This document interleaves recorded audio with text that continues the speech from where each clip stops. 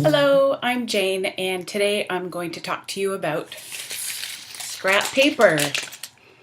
Seems like kind of a mundane thing to talk about, but if you're an artist, crafter, scrapbooker, or you have kids who love to craft, you probably have a lot of scrap paper kicking around and you don't know what to do with it.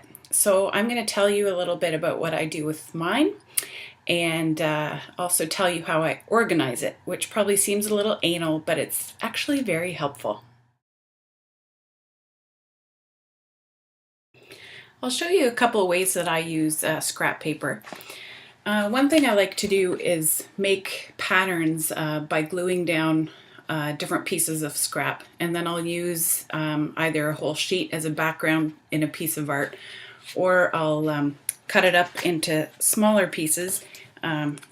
Here's a couple leaves and a circle. I'll just use these shapes in whatever I'm doing. Here's another example of more pattern making. Just cut up a whole bunch of circles out of scrap paper that I had, glued them down in a pattern, and then cut them up into 2x8 pieces, and then I'll use these as bookmarks. Another great thing you can do with your scrap paper is collaging. And collage is a fantastic use for scrap because you can use so many different sizes. Here's one that I did just for fun, and you can see there's like tiny little pieces and bigger pieces and all different kinds of textures and colors. And what's great about it is, you never kind of know what you're going to end up with because it's based on what you have on hand. Here's another one just with strips of paper, kind of a paper weaving technique. Here's another example of a collage, a little bit different. This is a robin that I designed, and each piece of the bird is a different piece of scrap paper. So again, you're always going to end up with something a little different based on what you have on hand. Of course, another thing you can do with scrap paper is actually make paper.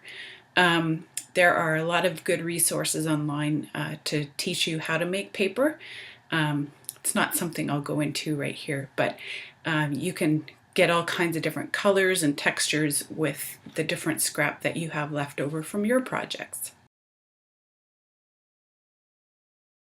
It's really helpful to organize your scrap paper just so you can work more efficiently and know what materials you have available. So this is what I do. This is my work area here, and beside me I've got this little stack of drawers that I got from IKEA, and this is where I organize some of my scrap paper. So here I've got kind of bigger random pieces. I do a lot of stuff with acetate, so any leftover acetate goes in here. And then this drawer has just little tiny pieces of scrap paper, and so when I'm doing collages I use this drawer a lot. And then here these are shapes that I've cut out and not used from other projects that will be used in later projects.